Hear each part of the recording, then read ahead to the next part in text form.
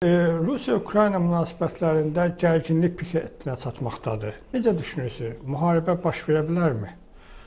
Dəvət üçün təşəkkür edirəm İlhan bəy. Mən əvvəldən də o proqnozları verəndə demişdim ki, böyük savaş olmayacaqdı. O vaxt hər kəs müharibə gözləyirdi, amma mən elə düşünürdüm, bu gün də fikirləşirəm. Artıq mən hesab edirəm ki, məsələlər səngiməyə doğru gedir. Çünki daha çox danışıqlar masada müəyyən məsələlərin həll olunmasına bağlı söhbətlər gedir. Rusiya ordusunun bir hissəsi artıq geri çəkilməklə bağlı bəyanatlar verilir ki, geri çəkilir. Mən düşünürəm ki, bir əzələ nümayişi oldu və əslində söhbət Ukrayna davası deyildi. Bu yeni dünya düzəni məsələsi idi və böyük güclərin savaşı idi. İki qütblümü dünya, bir qütblümü yoxsa çox qütblü dünya sualının cavabı axtarılırdı. Və Ukrayna bir alət kimi istifadə olundu. Əslində belə baxsaq, Rusiyanın sərhədlərə gəlməsi, indi sərhədlərdən qayıtması, Ukraynanın birisi qalib kimi təqdim eləməsi və yaxud da sevinsin deyə Ukrayna bir mesaj göndərməsinə baxanda Ukrayna nə qazandı ki güya? Ukrayna zaten Krım itirmişdi və Donbas deyilən iki əldə qayırma respublikanda Rusiya tərəfindən işğal olub, amma güya ki daxildəki qüvvələr orada bir rejim qurubdular. Yəni Ukrayna heç nə geri qaytarmadı. Yəni belə bir imitasiya edirdilər ki, güya Rusiya yenidən əraziləri götürmək düşüncəsindədir və Krıma əsasən quru yol olsun deyə manipul ərazisini götürmək fikrindədir və hətta Ukraynanı bütövlükdə götürmək və hakimiyyət təşkil etmək kimi belə fikirlər var idi. Amma gedişətdən o göründü ki, NATO-Rusiya münasibətlərində yeni bir baxış var idi. Əslində 49-89-cu illər arasında gedən soyuq müharibənin bir yeni formada ortaya çıxması idi bu. Mən hesab edirəm ki, 89-cu ildən sonra 20 il müddətində Rusiya geri çəkilmişdi, qılafına çəkilmişdi. Amma Putin dönəmindən sonra həm hərbi sahədə, həm də iqtisadi sahədə yeniliklər eləməyə çalışdı. İqtisadi sahədə Avrasiya İttifaqının yaratmaqla bağlı və hərbi sahədə Kollektiv Təhlükəsizlik Müqavilət Təşkilatını yaratmaqla bağlı istədi ki, bir növü keçmiş SSR-ini əvəzləyən sistem qursun və Varşava müqaviləsi paktında olan dövlətləri əvəzləyəcək bir dənə sistem qursun. Amma baş tutmadı, hər ikisi yarımçıq oldu. Çünki NATO əslində necə böyüdü? NATO Varşava müqaviləsindən çıxan təşkilatlar hesabına böyüdülər. Və razılaşmaların, əvvəlki razılaşmalarda belə idi ki, NATO-nun sərhədləri böyüməyəcək. Amma NATO sərhədlərinin böyüdükcə yeni qüvvələr, üzvlər daxil olduqdan sonra Rusiya ciddi şəkildə narahat oldu və Ukraynanın qırmızı cizgisi kimi ortaya qoydu və yaxınlaşmamasını istədi. Şərq Avropada bütün mövqelərini... Nədən çəkinirdi, nədən ehtiyat edirdi Rusiya, əgər NATO Ukraynada yerləşsəydi? Rusiya təbii ki, bu sadə bir dövlət olaraqdan, dövlətlərdən birisi kimi davranmaq yox, böyük iddialarla dünya idarə edən dövlətdən birisi, qütblərdən birisi olmaq iddiasına qayıtmışdı. Yəni o soyuq müharibə dönəmindən sonra, SSR dağılandan sonra. SSR-nin o yerini, boşluğunu özü tutmaq istəyirdi. Əslində SSR dağılandan sonra o boşluğu bölgə dövlətləri tutmuşdular. Yeni dövlətlər üzə çıxmışdılar. Artıq Rusiyanın, deyək ki, indi son vaxtlar getdi, Suriya, Liviya, İraq ərazilərinə getməyə başladı və yaxud da postsovet məkanında mövqelərini möhkəm etməyə başladı. Mövqelər isə SSR dağılandan sonra xeyli zəifləmişdi və Baltikyanı dövlətlər faktiki olaraq Rusiyanın nəzarətindən çıxmışdı. Şərq Avropada Varşava müqaviləsinə daxil olmuş dövlətlər tamamilə Rusiyanın təsirindən çıxmışdı. Rusiya öz təsirini bufer zonada, tampon dövlətlər deyən dövlətləri öz orbitinə qaytarmağa çalışdı. Söhbət ondan gedir. Orada həm təhlükəsizliyini təmin etmək adı altında ciddi şəkildə bir gücə çevrilmək, həm də həmin dövlətlər üzərində nəzarətini əvvəl kimi bərpa eləmək istəyirdi və iqtisadi istəkləri də var idi və yollara nəzarət eləmək, dənizlərə çıxışlara nəzarət eləmək, indi böyük siyasətdə əsas məsələlərdə logistik imkanları əldə eləmək, saxlamaq və kontrol eləmək, böyük dənizlərə, okeanlara açılmaq, çıxmaq, yolları nəzarət eləməkdir. Rusiya demək olar ki, son dövrlər kuşatılmışdı. Şimaldan baxsaq, Skandinav ölkələri, indi bu günlər artıq İsveçlə, Finlandiyada NATO daxil olmaqla bağlı artıq fikirlər səsləndirdi. Orada da artıq NATO quru qoşunları yerləşdirməyə başladı. Zaten orada raket sistemləri yerləşdirmişdi. Amma bu günə qədər Finlandiya deyək ki, demirdi NATO daxil olur. Bir anlaşmalar da var idi Rusiyanın bundan bağlı olaraq. Son zamanlar Lavrov da buna toxunurdu ki, Finlandiya kimi davranmalıdır Ukraynada ki, girməsinlər falan. şərq hissəsindən Rusiyanın, bayaq dediyimiz kimi, Şərqi Avropa dövlətləri bütövlükdə nəzarətdən çıxmışdı, Rusiyanın kuşadılmışdı. Aşağı düşəndə Orta Asiya dövlətləri nəzarətdən çıxmışdı və artıq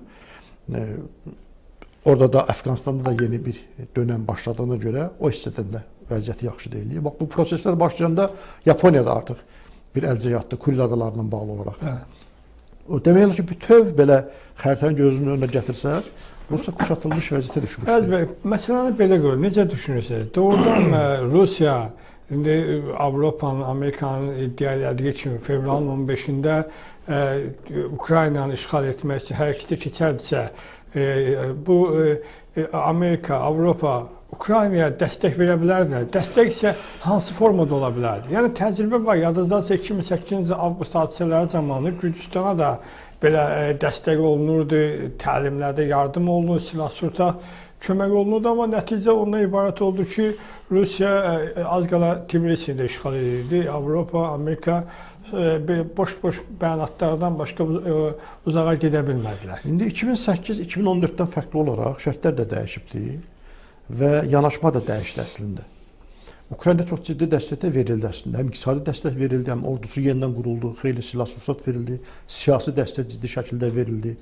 NATO heç olmadığı kimi bir yerə gəldi. Əslində NATO-nun üzrə çat yaranmışdı da. Yəni Fransa yeni bir təşkil eləmişdi ki, Avropada yeni bir silahlı qüvvələr yaransın. Avropa İttifaqının özünün silahlı qüvvələri olsun. Bir Avropaizmdən, yəni Amerikanı qısqanmaq baxımından belə bir layihəsi var idi.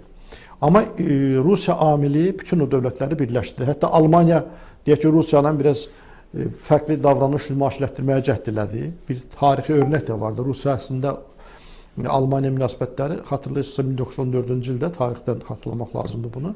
İkinci Wilhelm o vaxt Nikolay ilə danışıqlar aparmışdı və bir müttəfiqlik münasibəti qurmağa. Amma Macaristan, Avstriya ittifaqı buna mane oldu, istəmədilər onlar bir yerdə olsunlar və olmadılar. Bu dönəmdə də Almaniya ilk vaxtlarda yumuşaq yanaşdı məsələ. Hətta Şimal Axını 2-nin işləməsi ilə bağlı təkidlər edim Merkelin dövründə, amma Scholz'un dövründə artıq o sanksiya kimi tətbiq olundu ki, Ukrayna məsələsindən çəkilməsin, olmaz belə. Yəni, orada bir birlik yarandı. Ukrayna dəstəyi ilə bağlı olaraq mən uzaqdan gəlirəm ki, Ukrayna dəstək verdilər. Həm deyək ki, müasir silahların verilməsi, həm təlimçilərin gəlməsi ora, həm ordu quruculuğu. Ukraynanın ordusu əvvəlki dönəmdə dağılmışdı, yox idi. Amma indi artıq Ukrayna özünün 160 minə qədər sərhəddə dayanan ordusu var. 20 yeni briqada yaradıldı. Ən müasir silahlar verildi. Mən sizə deyim ki, Ukrayna-Rusiya toqquşması olsaydı, heç kim qarşımasa belə, Rusiyanın Ukraynanı məğlub edəcəyi belə sual altındadır. Yəni, Ukrayna özü Rusiyanı məğlub edə bilərdi. Bu çox ciddi bir məsələ idi. Bunu mən demirəm. Bunu Rusiyanın özünün Zabitlər İttifaqının sədri İvaşov, general-polkovnik İvaşov müraciətində Putin istefaya çağırır və deyir ki, biz bu savaşı girsək, hətta Rusiya dövlətinin sonu olacaq. Biz uzacaq Ukraynaya. Yəni, bu qədər şərtlər dəyişibdir. Amma yenə deyirəm, burada... Həm də daxildə də bir ictimai bir narazılıq baş qaldırıb Putin hakimiyyətinin sonunu yaxınlaşdıra bilərdi. O da var və indi siz xatırlayın, Qazaxıstanda hadisələr baş verəndə o vaxt Putin bir dənə belə mesaj verdi Rusiya adından ki, biz rəngli inqilablara postsovet məkanda imkan verməyəcəyik. Əslində bir başqa dövlətin daxilində inqilabın olub-olmaması, konstitusiya quruluşuna uyğun olaraq üsyanın olub-olmaması, hakimiyyət dəyişikliyi başqa dövlətin işi deyil axı. Tam sırf o dövlətin işidir. Amma bu mesaj həm də Rusiyanın içinə hesablanmışdı. O Rusiya hadisədə deyirdi ki, mən hətta postsovet məkanında rəngli inqilab olanda gedib əzirəm, baxın getdim əzliyim, nə bada başınızı qaldırasınız, qaldırsanız əzərəm sizi. Yəni Rusiyanın daxilində siz doğru buyurursunuz ki, bəlkə kifayət qədər pisdir və Rusiya ümumiyyətlə və belə gərgin olanda, ölkədə vəziyyət pis olanda savaş səbəbi yaradıb, savaşa girib, savaşdan çıxmaq və o Rus milliyyətçiliyin altında bir qəhrəmanlıq eləmək və vəziyyəti belə sakitləşdirməyi dəbə salıbdır əslində. Vəziyyətdən çıxa bilmir və belə bir məsələlərini istəyir ki, bir yeri işğal edir, qəhrəmanlıq edir, ərazini böldürən və s. Bağışlayın, təsəvvür olunurmu ki, məsələn, Rusiya-Ukrayna müharibəsi başlayardısa, o zaman iri şəhərlərdə ki, Moskva dağılır, raket atəşləri ilə, Kiyev dağılır, Xarkov viran olunur, Sankt-Peterburg da insanlar vahimə içində ora-bura qaçır, atəş səslərinə. Bu təsəvvür olunurmu? Və ola bilərdi belə ümumiyyətlə. Böyük savaşdan Rusiya özü çəkindi əslində. Məsələn, Rusiya özü bəyan elədi ki, Putin dedi ki, NATO ona qarşı-qarşı dayanmışıq. Onların imkanları bizdən çoxdur, qüvvəsi bizdən çoxdur. Amma bizim də nüvə silahımız var. Biz son anda onu əl atacağıq. Bu deməkdir ki, biz udursaq, dünyanı dağıtmaqda maraqlıyıq. Bir dəfə də belə oxşar ifadə işlətmişik Putin. Əgər Rusiya olmayacaqsa dünyanın olması mənim nəyimə lazımdır ki? Xatırlayırsa belə bir ifadədə işlətmişdi zamanında. Yəni bu biraz bu cür yanaşma, xəstə yanaşmadır da əslində bu məsələ. Amma təbii ki, imkanları olsaydı, onlar müdaxilə edəcəklər. Bu da var, məsələn, burası da vardı.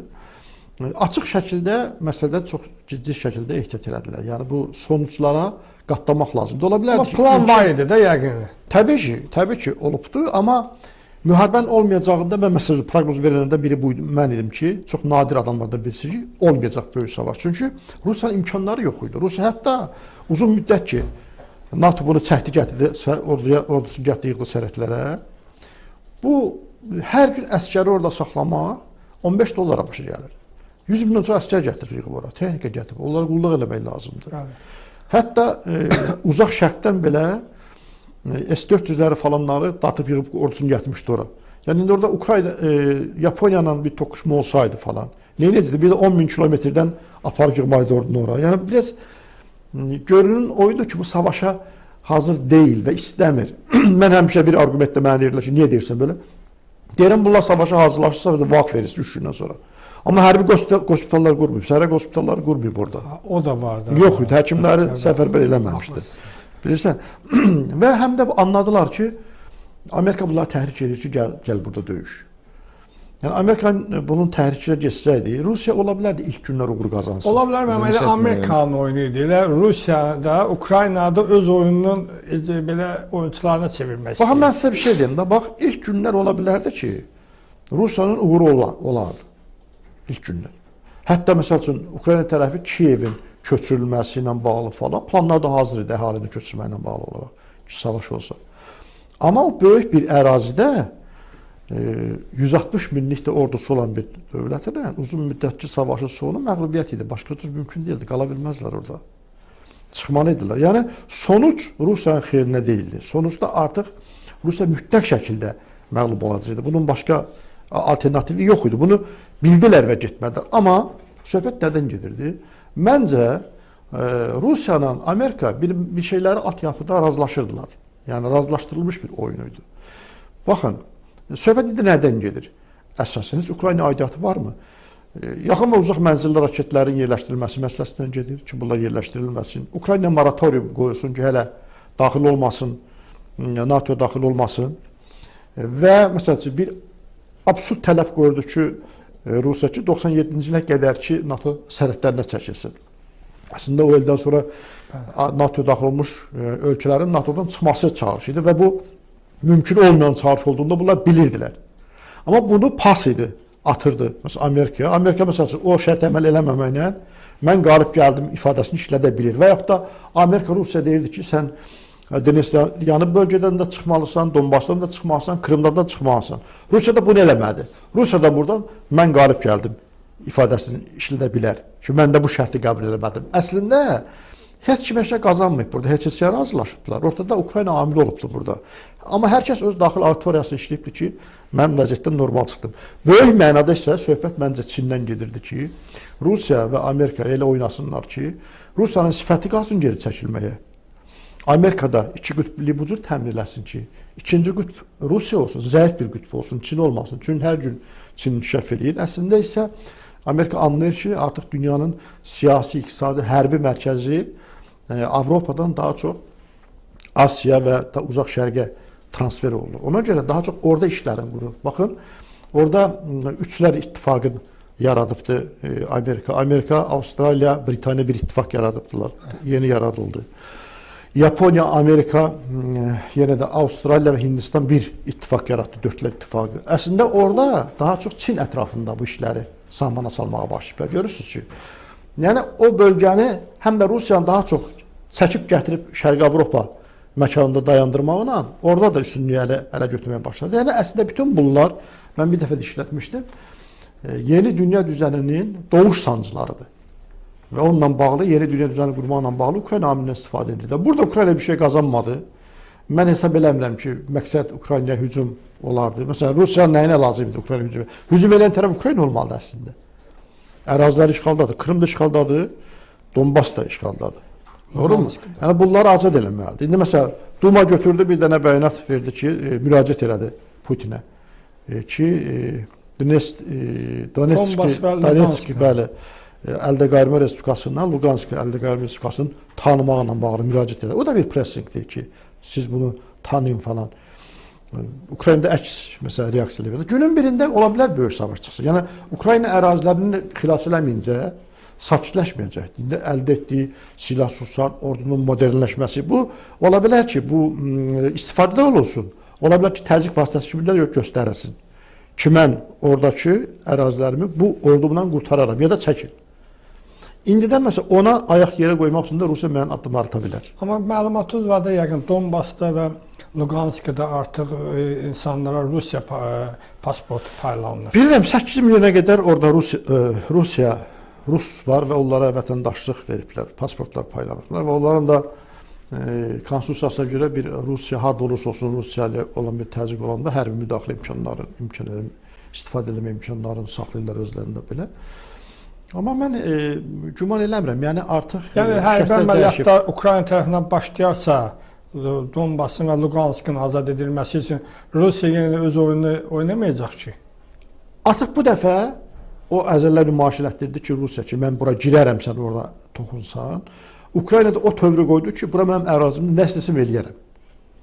Və ehtiyat eləmədi, çəkinmədi məsələlərdən. Mənə elə gəlir ki, bir formada Rusiya geri çəkilmək məcburiyyətindədir. O ərazilərdə qurama rejimi ola bilməz və hesab edirəm ki, oradakı əhalinin də hamısı Rusiyanın daxilində belə Rusiya bir etimadları yoxdur. Vəziyyətlər çox pisdir. Bərbad vəziyyətlər. İndi Ukrayna yardımlar elədi. Avropa İttifaqı bir neçə milyard vəsait ayırdı. Almaniya ayrıca ayırdı, Fransa ayrıca ayırdı, başqa dövlətlər vəsaitlər ayırdılar. Ukraynanın o azad qalan hissələrindəki inkişaf edəcəkdir. O Donetsk ərazində, Luganskda ya Krımda başqa yerlərdə artıq əhali bu məsələlərdə seçimdə görəcəklər ki, biz pis yaşayırıq, onlar yaxşı. Burada Ukrayna mən nə üçün ki, başqasının ərazisi kimi özümü təqdim eləməliyim? Məncə bu məsələ həll olacaq dinc yolla, savaşsız olaraqdan ərazilər Ukraynaya qayıdacaqdır. Rusiya da onları heç, mən sizə deyim ki, Rusiya əslində heç Krımın özünü saxlaya bilmir ki, tutaşı tutub. Krımda su ilə belə təmin edə bilmir. Quru yolu yoxdur. Əhalinin vəziyyəti çox pisdir orada əslində. Yəni bunlar məsələdirlər bunlardan. Bu ancaq hərbi ritorikana məsələ yaxınlaşır ki, mən Qara Dənizə girməklə bağlı Türkiyənin qabağına 2 şərt qoydu. Bir Ukrayna bağlı, bir bayraklarla satma, Ukrayna bayrakları vermə. İkinci şərt odur ki, Montrey müqaviləsindən bağlı olaraqdan gəmiləri buraxma. Burada amma sahil dövlətlərinin hərbi gəmiləri girə bilərlər. Rusiya marağı nədir? Azov və Qara Dəniz məsələsi ilə Ukraynanı kuşatmaq və Belarusdan və öz ərazilərində də şərq hissəsindən Ukraynanı mühasirəyə alıb saxlamaq və gördü ki, tamam əks effekt verdi. Ukrayna gücləndi, Ukrayna donanmasında yardım elədilər, gəlsin, çıxsın. O vaxt bir vaxtları Krımı tutanda əslində Ukrayna donanmasının özündə satqınlıq oldu deyən onlar tuta bildilər. Bilirsiniz, o vaxtki rejim Rusiyanın əlavəsi idi deyən, müstəqil bir siyasəti yox idi, ordusu yox idi. Amma indi onu elə bilməzlər artıq, vəziyyət şərtlər dəyişdi, bilirsiniz. Məncə məsələlər sabitliyə doğru gedəcək. Böyük savaş gözlənən mən hesab edirəm və zaman Ukrayna ədalətli status-quonu bərpa edəcək. Bu Rusiya Dövlət Dumasının Donbasın və Luganskının tanınması ilə bağlı Vladimir Putinə müraciəti bəzi separatçı rejimləri ruhlandırır. Elə Qarabağda da indi bizim separatçılar var, terrorçular var. Onlar bunu böyük bir cəmfəşanlıqla qarşılayırlar. Qarabağla bağlı problem böyüyə bilərmi məsələn? Belə məsələlər, belə amillər bizim prosesə təbii ki, təsir göstərməmiş deyil. Göstərirlər və ümumiyyətlə separatçı rejimlər belə bəzi məsələlərdə də həmrəylik nümayiş etdirirlər. Bir neçə il əvvəl mən xatırlayıram, mən parlamentdə də məsələ qaldırmışdım. O vaxt Qarabağdakı separatçı rejim gərək ki, Abxaziya yoxsa Osetiyanın azadlığı günü münasibətilə təbrizat göndərmişdi. Mən o vaxt Gürcüstanlı parlamentarilərə müraciət edirdim ki, siz Ermənistan tərəfinə bu məsələnin bağlı olaraqdan bir münasibətinizi göstərin. Çünki Ermənistan siyasətinin tərkib hissəsi olaraqdan bu ermənilər belə hərəkət edibdilər. İndi tutaq ki, baş verənlər Luganskda, ya nə bilim, Donetskdə hərdən bir hadisə ki, baş verirdi. ruhlanırlar bu belə deyək ki, özünə vurğunluq biraz da artır. Amma mən hesab edirəm ki, Qarabağda artıq məsələ bitibdir, aydındır məsələ. Cəmi 27 min orada erməninin bir ərazidən nə dövlətdən danışa bilərlər. Durub başlarından böyük indi yenə ifadələr işlədirlər. Məsələn, hazırlaşırlar ki, bir qondarma bunların parlamentləri müzakirə çıxasınlar ki, işğal olunmuş Qarabağ əraziləri haqqında məsələ müzakirə çıxasınlar və yaxud da azadlıqlarının 30 illiyin nəyin keçsinlər, belə bir şeylər çıxasınlar. Amma Ermənistan tərəf məsələlərdə kifayət qədər ehtiyatlı davranır və Paşinyan bunu deyəsə qadağan elər ki, belə şeylər eləməsinlər və ayrıkən də o bayramın keçirilməməsinə bağlı addımlar atdı ki, bunlar keçirilməsin. Hə, amma dırnaqarası bayram təbii ki. Amma əllərində hər imkan düşdükcə özlərini gündəmdə saxlamaq, biz varıq, biz hətta dövlətik, hətta qurumlarımız var deyə bir şeylər eləməyə çalışırlar. Məsələn, onların o qondarma Dağlıq Qarabağ Respublikasının Xarici naziri gedib İrəvanda bir kitab təqdimat eləmişdi. Kitabı çap olunmuşdu. Qafqaz geosiyasətində belə nəsə belə su siyasətinə aid bir dənə kitab təqdimatında. Deyir ki, biz Kəlbəcərdə itiriləndən sonra iki erməni respublikasının su problemləri yaranıb. İki erməni respublikasının. Adam yəni başından böyük danışır da. Amma mənə elə gəlir ki, indi bu məsələlərin ən yaxşı cavabı bizim Respublika Prokurorluğu tərəfindən verilən cavab oldu ki, qısa zaman ərzində separatçı rejimin başında dayanan terrorist Ayrıkan və təbii ki, onun yandaşları həbs olunacaqdır. Yəni, bu çox ciddi bir mesajdır. Ən çox da bizim Qarabağ inzibati iqtisadi zonasında, artıq bura belə adlanır, bizim iki iqtisadi zonadan birisi orada Şərqə Zəngəzur və Qarabağ iqtisadi zonası. Qarabağ Respublikası adlanan bir şey yoxdur ki. O ərazidə yaşayan erməni əsl Azərbaycanlılara da çox ciddi mesajdır ki, Azərbaycan qanunlarını pozarsınızsa, sizin elə başında dayanan bir adam həbs olunmaq artıq, sənə istintaq materialları hazırlanır, artıq işlər gedir. Yəni ki, günün birində bizim əməliyyat qrupumuz onu həbs edəcəkdir. Siz də seçiminizi eləməlisiniz ki, Azərbaycan qanunlarına tabi olmalısınız. Azərbaycanda yaşamaq istəyirsə, Azərbaycan vətəndaşı kimi həm hüquqlarınızdan istifadə eləməlisiniz, amma məsləhətiniz olmalıdır. Ya da separatçılıq olacaqsa, bunun Azərbaycan qanunları ilə bu məsələlərə cavab verəcəksiniz. İndi son zamanlar Ağdərədə bizim maşın karvanını geri qaytarmağa səbəb oldular. Azərbaycan tərəf istəsə orada bir gün ərzində orada 27 min ermənin 27 minini də həbs eləyər. Yəni bizim imkanlarımız odur. Amma indi onlara toxunulmur. 2 il əvvəl Azərbaycan prezidenti il yarım əvvəl Moskva getməzdən əvvəl bir fikir demişdi ki, Rusiya sülh məramlarına etiraz edəndən sonra demişdi, bizim icazəmiz olmadan bura xatırlayırsa Ermənistan Xarici naziri getmişdi Qarabağa. Dedi ki, bizim icazəmiz olmadan bunu buraxmalı deyildir, ora buraxmaq olmaz.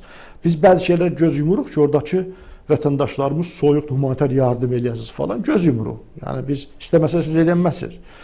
İndi bunlar da bu məsələlərdə istifadə edib, əgər bizim yolumuzu kəsirlərsə, maşın karvanı geri qaytarlarsa, təbii ki, günün birində ən ağır cəzaya layiq görüləcəkdilər. Onlar kimdir ki, bizim ərazimizdə... Bir ara Ağdərədən Kəlbəcərə gedən avtomobilləri ermənilərlə bağlı, ermənilərlə yanaşı Rus sülh məramları yoxlayırdılar.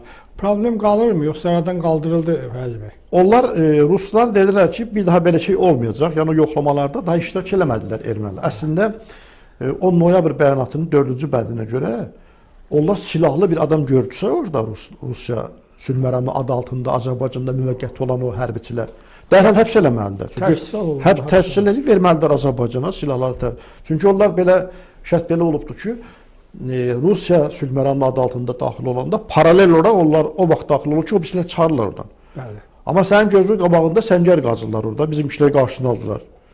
Güya ki, kənd təsərrüfat işləri görülmüşlər adı altında, gedib səngər qazırdılar. Bizimki o işi dayandırdılar. Səngər qazma məsələsini deyirlər güya ki, orada kütləvi məzarlıqlar var. 1-ci Qarabağ müharibəsindən öldürülən Azərbaycanlı əsgərlər, mülki əhalinin məzarlıqları var. Sadəcə orada səngər qazma adı ilə o məzarlıqları belə harası başqa bir yer köçürmək məqsədi daşıyır sadəcə. Nə dərəcə bu ola bilərmi?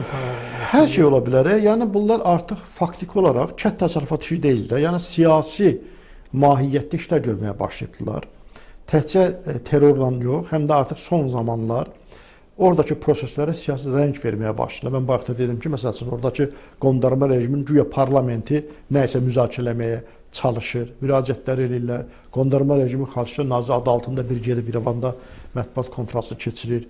Yaxud da indi polisi adı altında bizim yoxlamalara qarışmışlar. Bunlar artıq siyasi rəng verirlər. Mənə elə gəlir ki, artıq Azərbaycan tərəfinin prokuratura səviyyəsində bu məsələ reaksiyası da onu göstərir ki, Azərbaycan dövləti demək istəyir ki, mənim də səbrim daşdı, bir yerə qədər olur bu.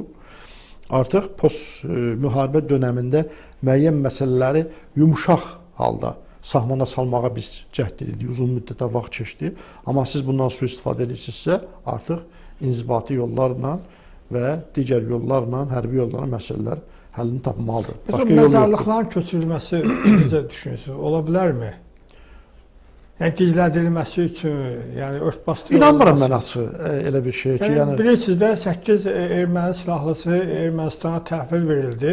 Öhdəlik götürmüşdü Ermənistan. Yox, aydındır, amma o məzarlıqları onlar necə gizlədə bilərlər ki? Birinci biz o hər yerə nəzarət edirik. İkinci bunlar öhdəlik götürübdülər. Məzarlığın bir yerdə bir başqa yerdə olması da bir şey dəyişmir, məsələn dəyişmir. O məzarlığı göstərməlidir. 4000-ə qədər itkinimiz var bizim. Mən hesab edirəm bir qismində yəqin ki, əsir şəklində saxlanılır hardasa. Onlar qaytarılmalıdır. Son zamanlara qədər bizdə məlumat var idi. Mən hətta bunu parlamentdə bir dəfə Avropa İttifaqının nümayəndələri gələndə onların qarşısında məsələ qoydum. Yazılı da müraciət etmişdim. O zamanki Avropa İttifaqının prezidenti Buzekədə yazılı müraciət etmişdim ki, sizə mən əsirlərimizin yerini deyirəm. Zod mədənlərində, qızıl mədənlərində, hətta qadınlarımızı belə orada işlədirlər, əsirdirlər. Gedin onların taleyi ilə düşünün də, bizə insan haqlarından danışsın hər gün. Yəni yerlər nə qədər məlumdur. Mən hesab eləmirəm ki, bunların hamısı öldürülə bilər. Yəni, indi gələcəkdə bunların qalıqlar qaytarılanda, bunlar bilinəcəkdir də, yəni birisinin öldürəndə onun hansı zaman əvvəl öldürülməsi məlum olur. Bunu Ermənistan tərəfdə də bizi dinləyən kəşfiyyatçılar nəzərə alsınlar ki, əgər bizi indi sağ qalanlarımızı öldürüb verərlərsə, biz bunu müəyyən eləyə bilərik və bunun bədəlini ödəməli olarlar. Sağları sağ verməlidir. Yəni ümid varmı ki, onlardan sağ qalan olsun? Mən elə bilirəm. Yəni mən dediyim fərziyyədir. Amma hər halda son zamanlara qədər ki, onlar işlədirlər. Hətta sosial şəbəkələrdə onlardan çəkilib paylaşımlar da olmuşdu. Bizim qoca qadınları danışdırmışdılar. Qızıl yatağın ətrafında var idi. Bəli, danışdırmışdılar. Hətta kim çəkmişdi bilmirəm amma Gürcü jurnalistləri orada olublar. Onlar çəkib paylaşmışlar. Doğru. Bir neçə bir əvvəl. Xatırlayırsınız. Bəli, var idi. Amma şəkillər də var idi. Oradan reportaj da yayımlanmışdı. Sonraki onun aqibəti ilə bağlı hər hansı bir fikir bildirilmədi. Doğru. Mən də hesab edirəm ki, bu qədər ki, son zamanlar gərginlik yarandı. Azərbaycan tərəfi artıq Rusiya sülhməramlarla bağlı olaraq, onlar deməli ki, siz humanitar yardım təşkilatı deyilsiniz. Gəlib burada ermənilərə humanitar yardım göstərməklə məşğul deyilsiniz. Və yaxud da siz burada şit deyilsiniz, qalxan deyilsiniz, siz arxasında gizlənib bizə qarşı iş görsünlər. Bu Azərbaycan ərazisidir. 10 noyabr bəyanatı var ortada. Bir nəfər indiyə qədər Azərbaycan Türk oradan qovulan yerinə qayıtmayıbdır. Xankəndidən 12.000-ə qədər adam, 12.500-ə qədər Azərbaycan ailəsi qovulubdur burada. Birinin mənzili hələ boşaldılmayıb ki, adam yeri qayıtsın. Amma orada 9-cu bətdə göstərilir ki, BMT missiyasından bir yerdə qovulmuş Azərbaycan türkləri də geri qaytarılmalıdır.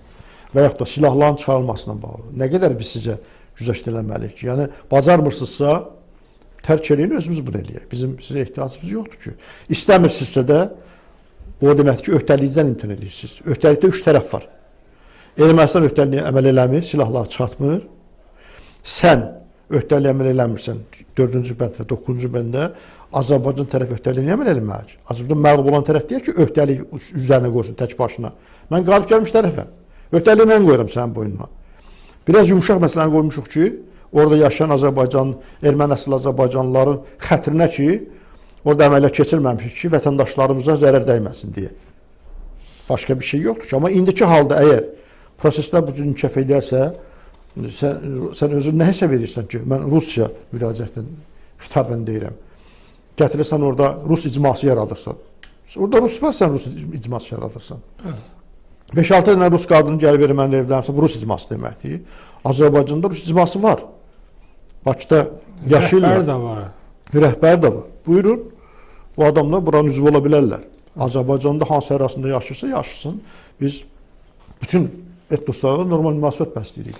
Fəz bəy, bax, dediniz, siz də dediniz ki, 12400 Azərbaycanlı yaşayıb Xankəndidə zamanında. Artıq bunu da Azərbaycan müvafiq dövlət qurumları da yayıblar. Bəli. Deyək ki, o Azərbaycanlıların indi inşallah ki, köçəndə onların sayı təbii ki, 30 min olacaqlar. Yox, onsuz da atıblar, təbii. Yəni onlar bilirlər ki, hansı küçədə, hansı binada, hansı blokun, hansı mərtəbəsində bunları zamanında evlər var. Amma gəlib görəcəklər ki, orada erməni yaşayır. Necə həll olunacaq? Bax, ona görə məsələ çox ciddi şəkildə. Məsələn, mən əvvəldə təklif eləmişdim.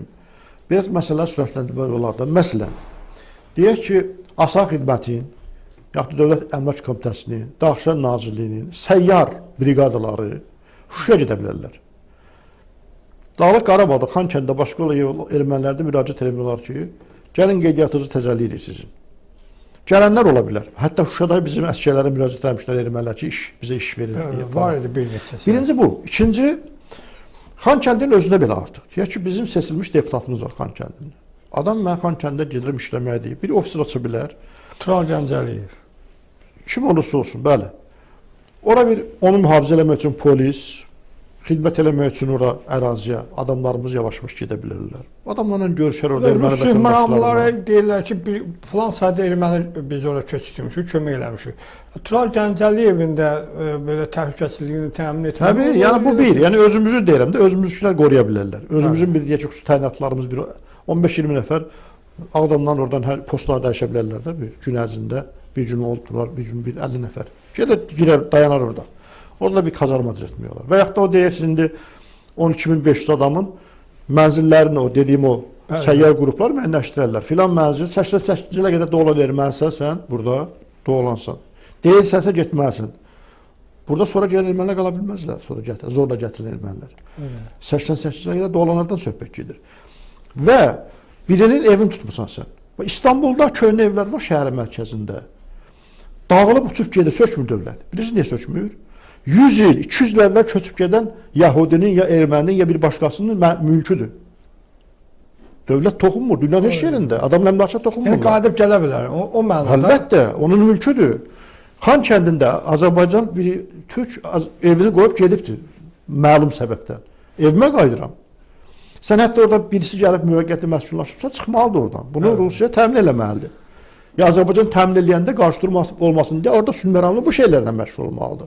Və siz bayaq bir şeyə toxundunuz. 12.500 gedibdir, amma bir 30 minə qədər adam çoxalıblar da ailələrdə, doğru mu? O çoxalanların özü üçün də, deyək ki, bir 20 min adam üçün də. Artıq Azərbaycan Xankəndi ətrafında mikrorayonda salmağa başlamalıdır ki, o insanlar da ora məskunlaşsınlar. Mən başqa bir fikirdə demişdim, indi yenə onun üstündəyim ki, çox normal bir şey olar ki, müharibədən bizim o qazilərimiz, xüsusi təyinatlarımız fədakarlıq göstərdilər. İndi artıq təqaüdə gedən, istefaya gedən, ehtiyata gedən xüsusi təyinatlarımız vardı. Onlar orada fədakarlıq edibdilər. Onlar üçün orada Xankəndinin yanında kiçik şəhər, kiçik mikrorayon salmaq olar, bir 1000 ailədə onlar geçsinlər, orada yaşasınlar. Yavaş-yavaş orada məskunlaşdırmaq lazımdır. Demografik məsələ mühümdür. Həm də reinteqrasiyadan söhbət gedirsə, inteqrasiya olunmaqdan söhbət, erməni əhalisinin Azərbaycanlı əsl, erməni əsl Azərbaycanlı da söhbət gedir. Orada Qarabağda yaşamış, doğulmuş. Onlar yavaş-yavaş Azərbaycan insanlarından ünsiyyətdə yaransınlar, bir yerdə olsunlar, öyrəşsinlər. Yavaş-yavaş bələdiyyəni bir yerdə qursunlar. Polis paltar geymək xoşlarına gəlirsə, gəlsinlər Azərbaycan Daxilişlər Nazirinə müraciət eləsinlər, orada dolan ermənilər, onları işə götürsünlər, polis kimi xidmət eləsinlər. Parlamentçilər bələdiyyə orada qurmaqla bağlı seçkilər olsun orada. Yəni bunu Azərbaycan eləməlidir. Onlar özlərinin Azərbaycan vətəndaşı kimi aparmağa öyrəşdirmək üçün bizim orada Azərbaycan türklərini də məskunlaşdırmağımız vacibdir. Amma yəni ki, məlumatınız var, dünə yayılmışdı Telegram səhifələrində. Şuşanın Malıbəyli kəndində Rus sülhməramlarının dəstəyi ilə ermənilər orada hündür mərtəbəli evlər tikirlər. Ermənilər üçün təbii ki, tikirlər də. Bu şəraitdə onlara kim yaradır, niyə yaradır? Rusiya yaradır. Azərbaycanın razılığı olmadan Malıbəyli kimi tarixi Azərbaycan... Rusiya yaradır. Gəlir bir gün kilsə tikir, bir gün gəlir orada bina tikir, bir gün o missiyasını bilmir. Ona elə gəlir ki, ağlı 30 əvvəlki Azərbaycana gəlib. Zamanı gedir bunun, saatı. Burada gətirib kiməsə bir icmalsına 5 dənə pasport verməklə, gətirib bina tikməklə heç nə elə bilməz. Ümumiyyətlə Azərbaycan dayandırıb. Onun binası var idi də, Qəbələdə də var idi. Saxlayardı, saxlayanmadı ki. Çıxdı getdi adam. Burada orduları var idi. Böyük orduları vardı, donanmaları vardı, nələri vardı. Yola saldıq getdilər, bunlar da yola salacaq.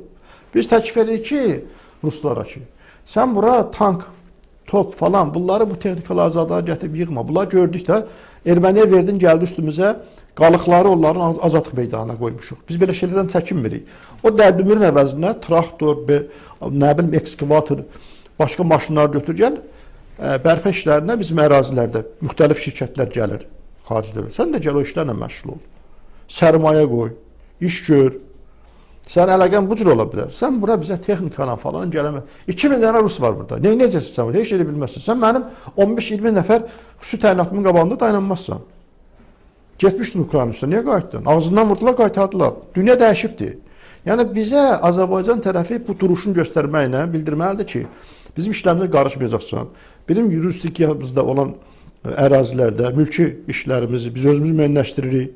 Azərbaycan Respublikasında prezidenti dəfələrlə bu məsələlərə çox sərt münasibətini bildiribdir. Hətta Ermənistana son çıxışlarında bildirdi ki, bizi təxribatlar olsa, bizi narahatçılıq olarsa, hansı dərinlikdə olursa olsun, Ermənistan harasında olursa olsun, orada biz rəsləşdirəcəyik. Yəni artıq söhbət ondan getmir, sərhəddədir. Yox, bu mərmi Ermənistan ərazisinə düşər ya düşməz. Ermənistan hansı dərinliyində olursa olsun, rəsləşdirəcəyik. Arxanda da kim olursa olsun. Ona görə mən hesab edirəm ki, Azərbaycan Respublikası prezidentinin təbii ki, iradəsi olmadan Respublika prokurorluğu tərəfindən o işlər aparıla bilməzdi. Artıq ki, bu işlər aparıldı və o bəyanat verildi. Çox yerində olan bir bəyanatdır. Artıq praktiki olaraqdan bəzi işlərdə görmək çox vacib. Siz təsəvvür edin ki, əgər Ayrıkanı əli qolu bağlı, başında torba, yanındakı da adamları balayan da zaddır. Tutub Bakıya gətirilməsi, orada neçə nəfər separatçı qalacaqdır ki, ərazilərimizdə. Bir nəfər də qalmayacaq, çıxıb yiyəcəklər hamısı, qaçacaqlar hamısı.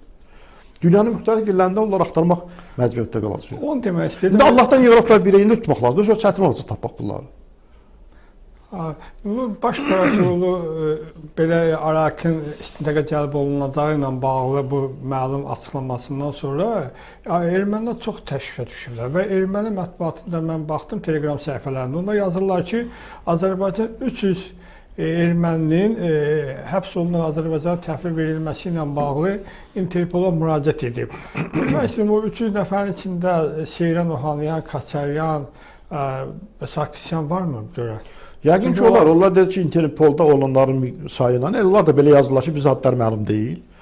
Amma təbii ki, məlumdur onlar da adlar. Çünki Interpola veriləndə bütün dövlətlərə verilir. Əgər bu da o beynəlxalq təşkilatın üzvüdürsə Ermənistan, onlarda da siyahı var. Çünki bütün dövlətlərdə o siyahı olur ki, o tutub təhvil verməklə bağlı olaraq mütləq var. Yəni, Xocalı soyqırımında ya başqa separatizm hərəkətlərində başqa cinayətlər olanlar varsa, təbii ki, bunlar cavab verməlidir. Və üstəlik də, əslində Ayrıkan o terrorist kimi özünün son ifadələrində də istinad olunur. Nələr edib öz yerində. Amma Gəncəyə raket atılma məsələlərini birmənalı şəkildə mən atmışam dedi. Oktyabrın 17-ci 2020-ci il. Bax, bu məsələ çox maraqlı məsələdir. Bəli. Bu məsələdə Rusiyasında Ayrıkanın verilməsinə biraz yardım eləməlidir. Ki, özünün canını qutarsın. Söhbət İskəndər raketlərindən gedir.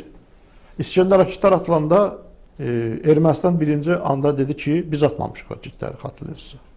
Üstündən bir müddət keçdi, Ayrıkan dedi ki, biz atmışıq, mən atmışam. Bu İskəndər raketi də satılan raket deyil, verilən raket deyil, bu Rusiyada olan raketdir. İndiyə qədər bu məsələ belə sual ortadadır və cavabı da yoxdur, ağla batan bir cavab yoxdur. Azərbaycan da müraciət elədi məsələyə. Bu məsələni həll eləmək üçün, məsələn, yolu biri budur ki, Rusiyada Ayrıkan ki, boynuna götürdü, desin elə bu atıbdı, oğurlayıb atıbdı, hər nə eləyibdirsə. Onun tutulmasında, təhvil verilməsində iştirak edərsə, biraz da yaxasını kənara çəkər. Bəlkə Rusiya ehtiyat edir ki, çox mətləblərdən məlumatlıdır Arak Arturyan, Rusiyanın özünü ifşa edə bilər. Onun üçün Azərbaycana sağ versə, başı ağrıya bilər, problem yaşayana bilər. Mümkündür, onu öldürsün və bununla da problemi İndi valla bizim fərzələr üstə çox şey qura bilər. Amma hər halda söhbət yəni sağ verilməsi çox problemlər yaşanır. Bir hüquqi, ortada hüquqi məsuliyyət var. Adam da bunu götürüb üzərinə. Bir dövlətin də imicü üçün çox böyük zərbə vardı. Azərbaycan tərəfində bunun haqqında çox böyük şübhələr var Rusiya haqqında. Bu məsələyə müəyyən qədər Ayrıkanın verilməsi kömək edə bilər prosesə. Amma sizin yəqin ki, məlumatınızda bir həftə öncə Araq Artunyan Moskvada olub. Kim dəvət Əlbəttə, edir, nə bilirsiniz. söhbətlər edir? Rusiya Terrorçu ilə tərəfi- nəyə danışa bilər ki? Rusiya tərəfin açıq dəstəyi olmadan ermənilər orada nəfəs ala bilməzlər. Adam qoşulur Rusiya sülh məramlısına, gəl bizim maşını yoxlayır. Bu qədər cəsarətə sahib oldu onlar.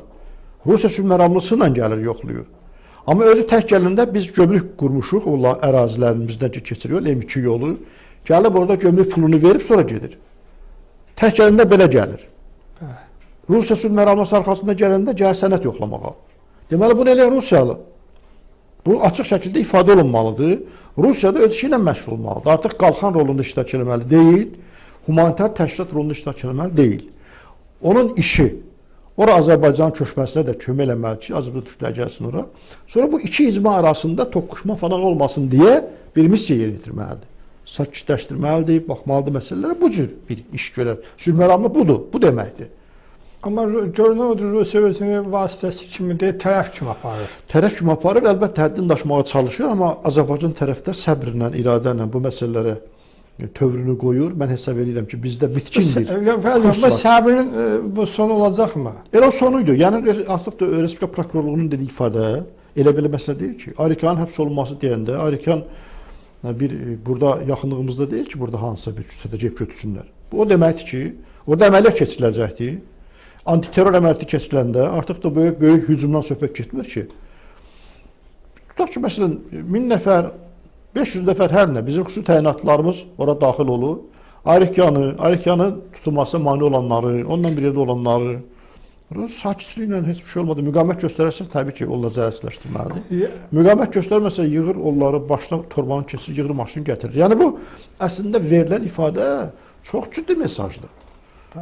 Ki, biz yeni bir əməliyyata da başladacağıq. Biləsiniz siz, bunlar da separatçıdırlar. Sən separatçı ilə niyə alver edirsən? Rusiyanın ərazisində, Rusiyanın bölünməsinə xidmət edən kimsə olarsa və Azərbaycan tərəf də ondan xoş bir münasibətlər qurarsa, Bakıya çağırarsa, ondan danışıqlar apararsa, ona dəstək verərsə, bu Rusiya xoşuna gələrmi?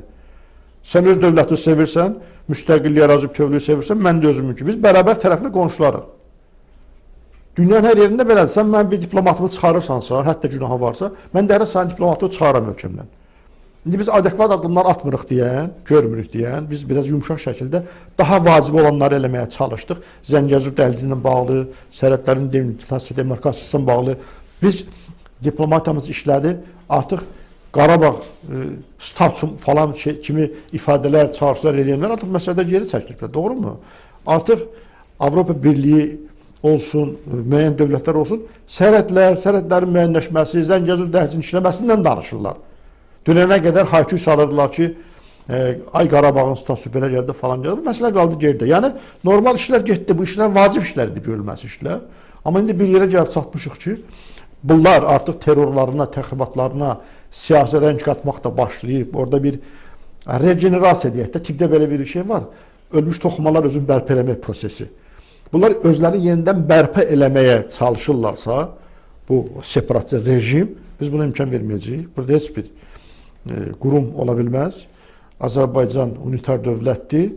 Orada Qarabağ iqtisadi zonası üzərində olan başqa ərazilərlə bir yerdə, Xankəndidə, Xocalıda, başqa ərazilərdə bir onlar da elə inkişaf edəcəkdir. Əhalimiz bütün etnoslar olduğu kimi erməni əsilli Azərbaycanlılar da bütün etnoslardan bir yerdə Azərbaycan konstitusiyası əsasında yaşayacaqlar. Heç bir dövlətə güvənməsinlər. Bundan başqa yol yoxdur. Bir ara belə bir məlumat yayılmışdı ki, mart ayında Azərbaycan Xankəndindəki bu terrorçuların zərərsizləşdirilməsi üçün əməliyyat keçirəcək. Qüvvədə qalır görən. Hər şey ola bilər, amma mən bir söz deyə bilmərəm. Belə məsələlər təbii ki... Məlumatınız olmuş deyil mi? Xeyr, mən belə bir məlumat yoxdur. Jurnalistlərin təxəyyülünün məhsuludur. Ola bilər, yəni belə şeylər bilirsiniz, bunlar o xüsusi xidmət orqanlarımızın, Müdafiə Nazirliyimizin, Daxili İşlər Nazirliyi, daxili qoşunlarımızın, ümumiyyətlə güc tutduqlarının görəcəyi işləri əvvəldən bəyan eləməzlər ki, bunlar yəni bir iş qururlarsa, bir layihələri varsa, bir fəaliyyətləri varsa, onlar onu bu başdan bəyan eləmək kimi şeylər olmaz. Yəqin ki, bunu kimsə hansısa formada ifadə edib, amma o prinsipcə əgər erməni orada yaşayanlar dinc yolla dediyimiz formatda davranmasalar, bunun başqa yolu da qalmır. Orada antiterror əməliyyatı keçilməlidir. Müşahidələriniz nə demək əsas? O da bu sadə insanlar doğrudanmı Azərbaycanla birgə yaşamağa razıdırlar? Təbii ki, çətin olacaq. Bir qismi yəqin ki, ehtiyat edəcək. İndi bu dəqiqə müşahidələriniz varmı ki, nəticə nədir? Yox, indi biz orada mən nə cür müşahidə apara bilərəm ki? Mətbuatı izləyirsən, amma prinsipcə bu odur ki, mən bayaq dedim, gəlib bizim əsgərlərə, ermənilər yaxınlaşırlar, erməni və əsilli Azərbaycanlılar ki, bizə iş verin, bizim şəraitimiz pisdir. Deməli, aralarında vəziyyəti doğru qiymətləndirənlər və Azərbaycan vətəndaşı kimi yaşamaq istəyənlər vardır.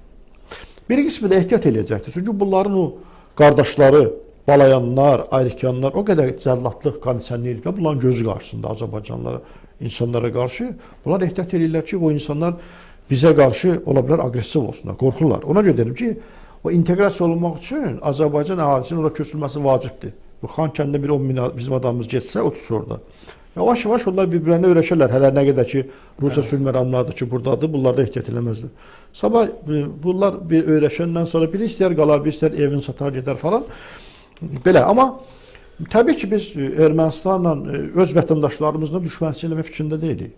Amma Azərbaycan qanunları erməni əsilli vətəndaşlar təkcə şamil olunmur ki. Bugün türk əsilli, sən, mən, bir başqası qanunu pozuruqsa, qanun ən sərt üzrü ilə cəzalanmalıyıq da. Bu belədir. Dünyanın hər yerində belədir.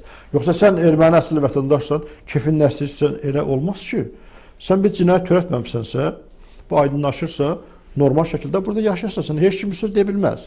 Yox, amma ayrıkan kimi sən raket atmışsansa, bunu da elan eləmişsənsə ki, mən raket atmışam, cavabı da verilməlidir təbii ki.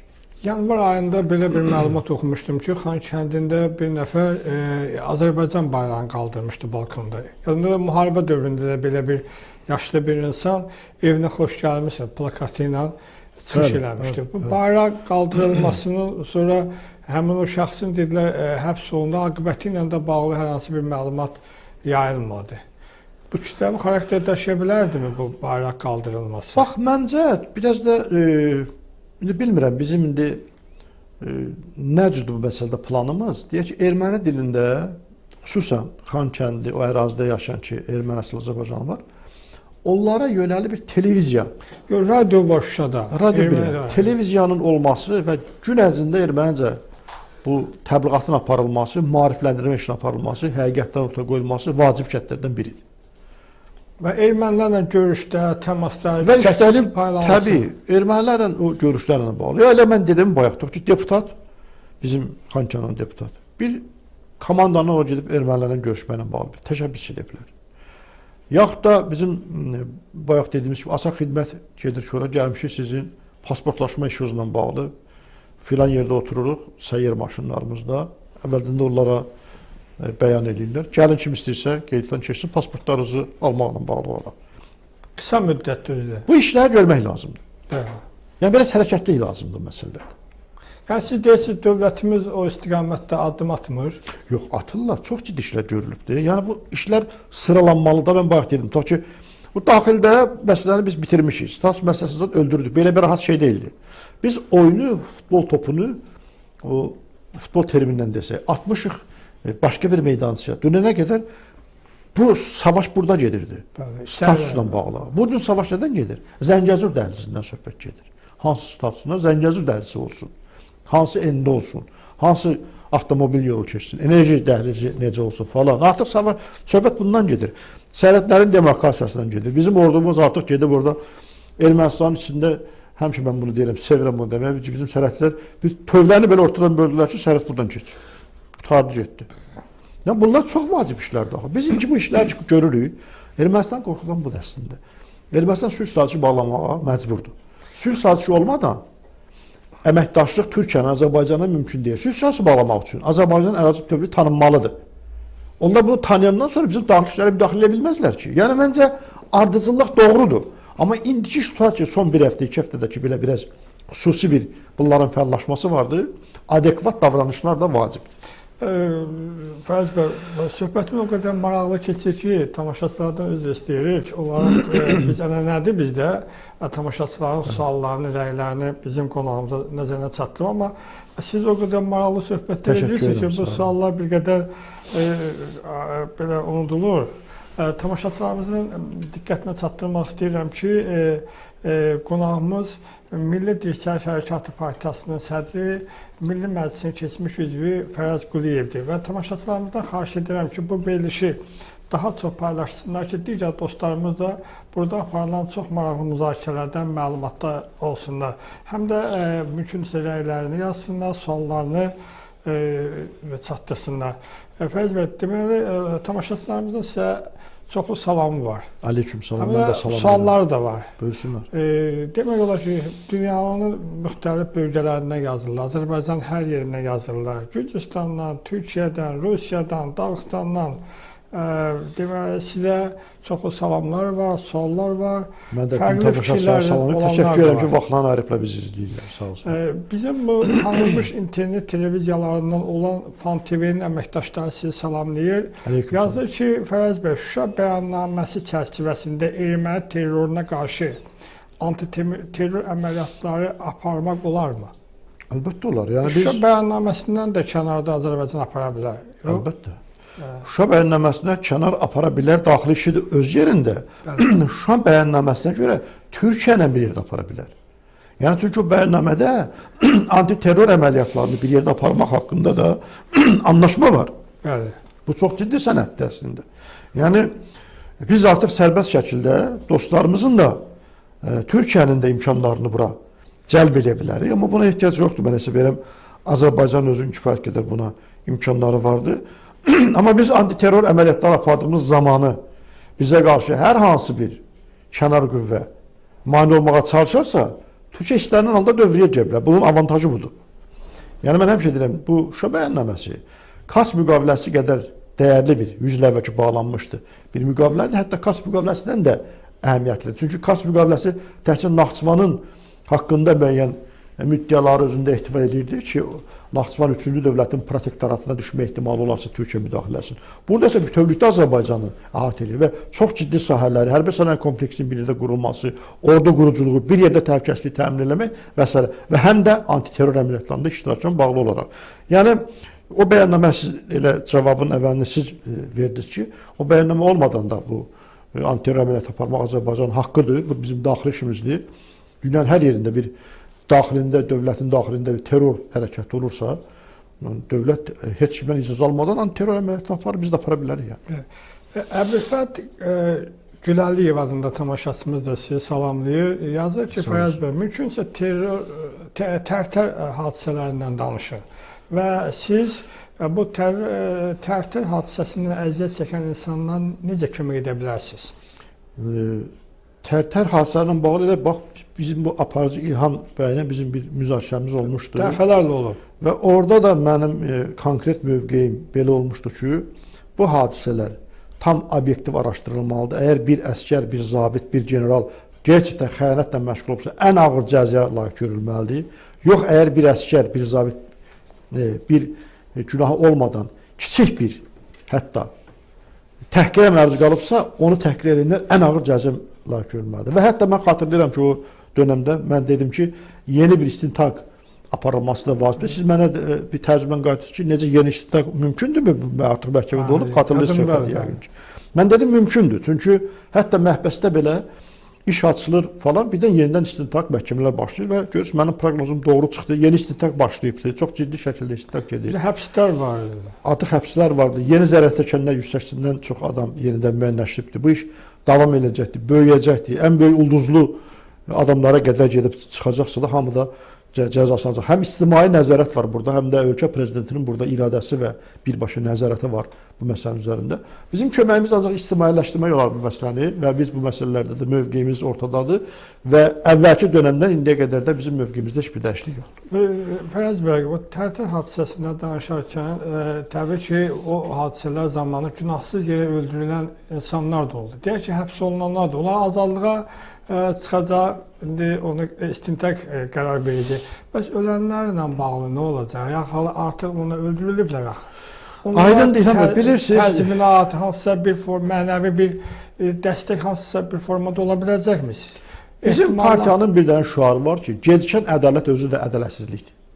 Milli Dirçəliş Hərəkatı Bizim partiyanın hüquqla bağlı bir dənə bu şüarımız vardır və qüvvəsindədir. Və mən hesab edirəm ki, bax indi bir hakim ya bir müstəntiq falan səhvlər eləyir, adam sonra bəraət alır, təzminatı dövlət ödəyir. Mən bunun da əleyhinəyəm. Mən parlamentdə bununla bağlı fikirləmişəm ki, belə hallar olanda zərər çəkənə zərər vermiş hakim, müstəntiq, kim olursa olsun, təzminatı ona ödətdirmək lazımdır.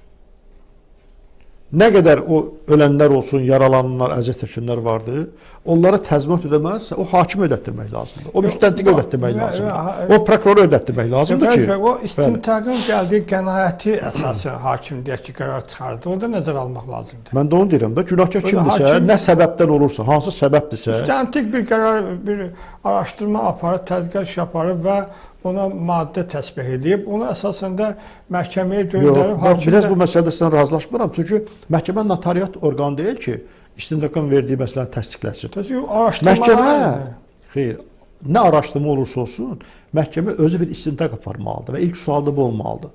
Sən əldə etdiyin prokuror tutaq ki, ittihamlar eləyir, ya istintaq orqanı. Sən bu sübutları hansı formada əldə eləmişsən? Necə əldə elədin? Ola bilər sübutları elə bu cür işgəncəni əldə edibdir. Ona istinad edib qərar vermək olarmı? Yox. Məhkəmə ona görə yenidən bir istintaq aparan bir yer deyir ki, son istintaq aparan, aydınlaşdıran. Aydın, Fərid bəy, bəs gözü yaşlı analar var, bacılar var, gəlinlər var ki, həyat yoldaşları deyək ki, tərtib hadisələr zamanı öldürülüb.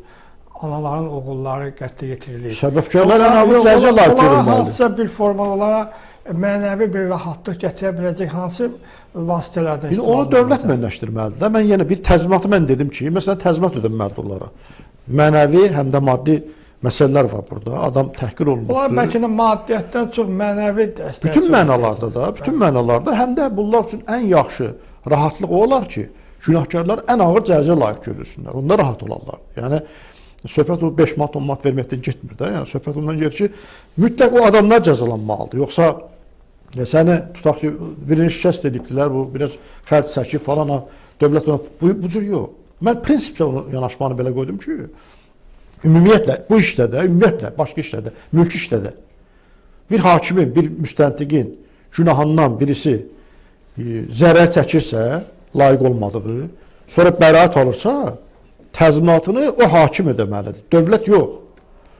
Söhbət bundan gedir.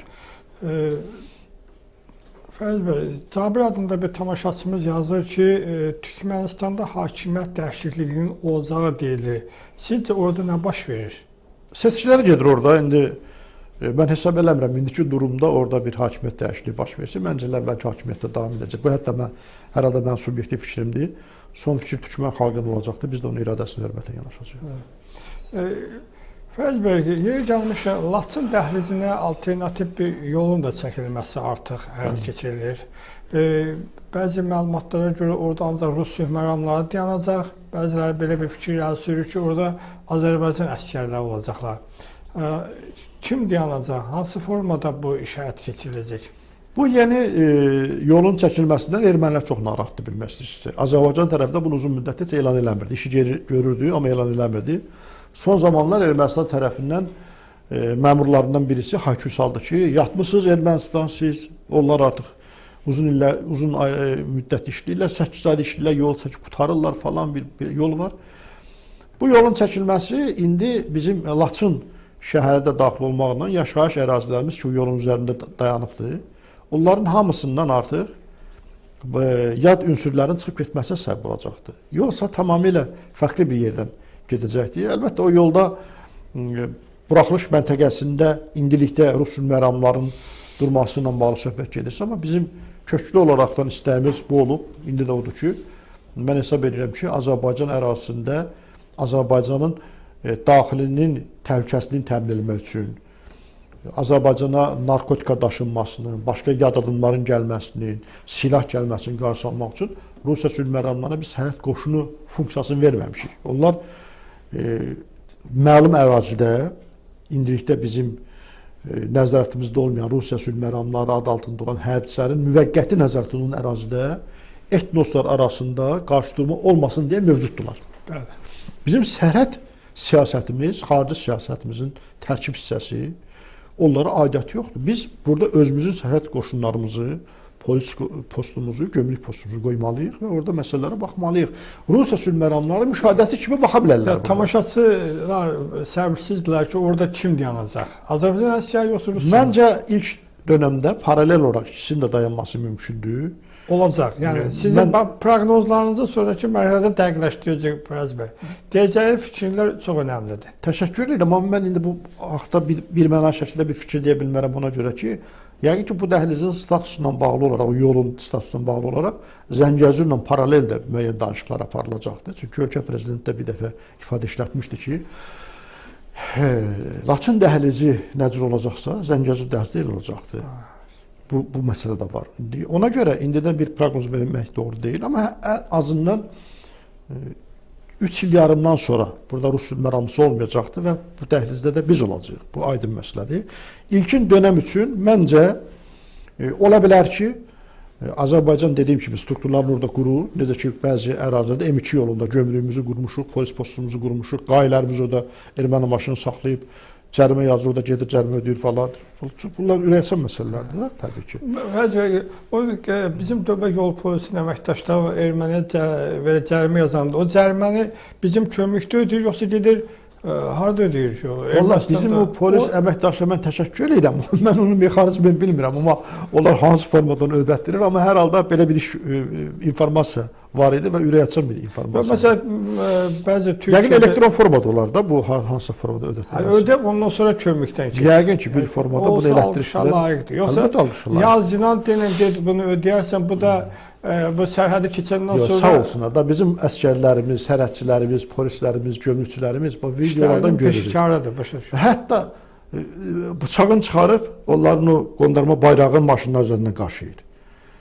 Şəkil çəkirlər. Qürur vericidir biraz. Əlbəttə, yəni əllərindən gələn hər şeylərdir. Mən getdim Şuşada, Şuşaya gedəndə gördüm, o dumanda, yağışda bizim enerji, elektrik işinə məşğul olan işçilərimizi gördüm mən. Azərenerji.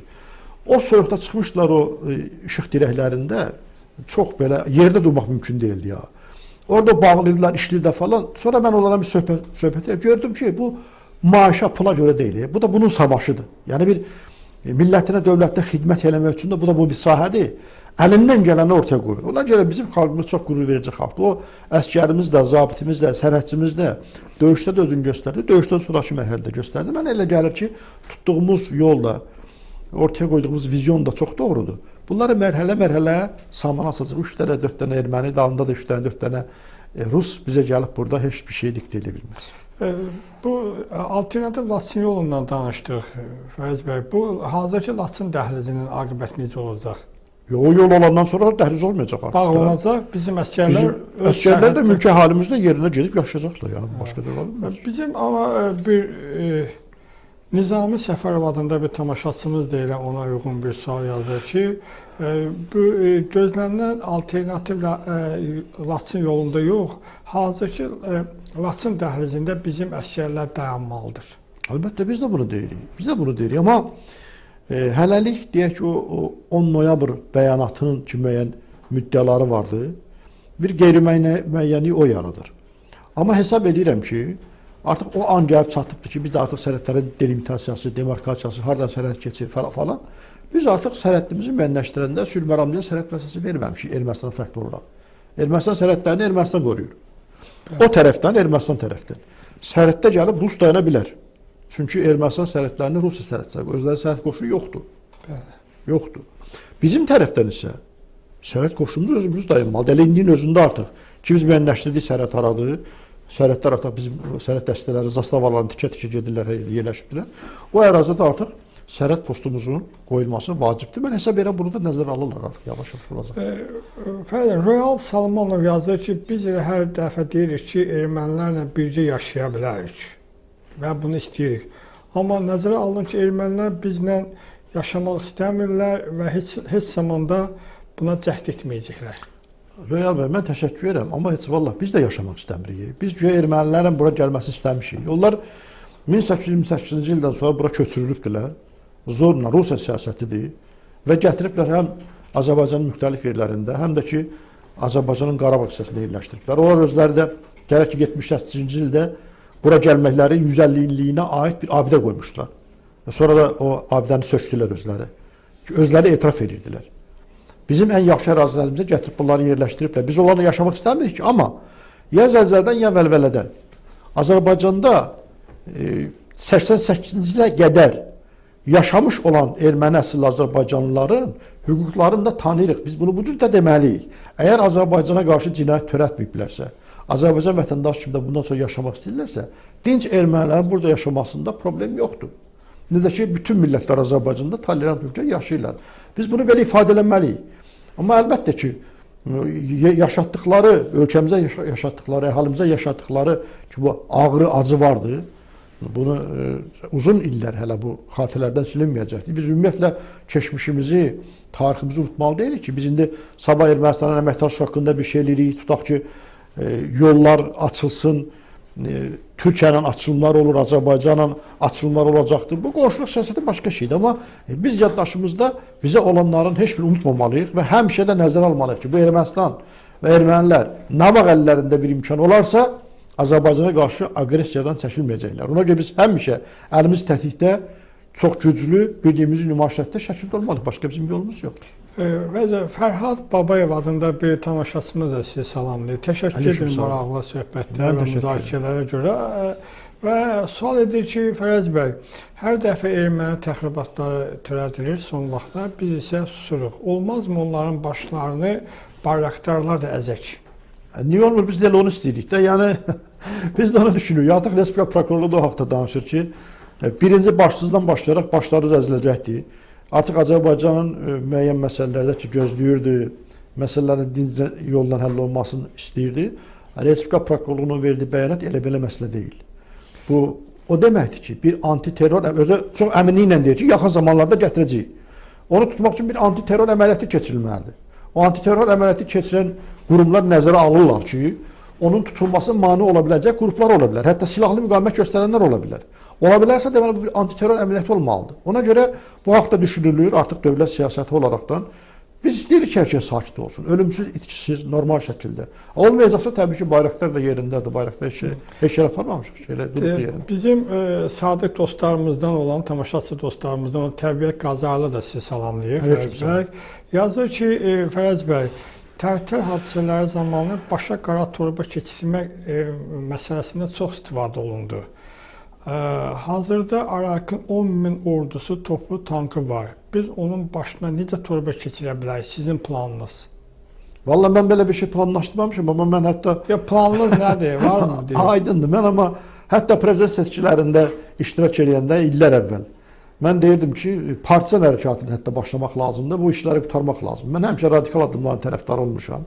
Hesab edirəm ki, əgər onlar tör-töküntülər 10.000 olsun, ya nə qədər olursa olsun, topun, tüfəngin, silahını təhvil verib büyük getməyəcəklərsə, onları zorla əldən almaq üçün bütün üsullarda istifadə etmək məqbuldur.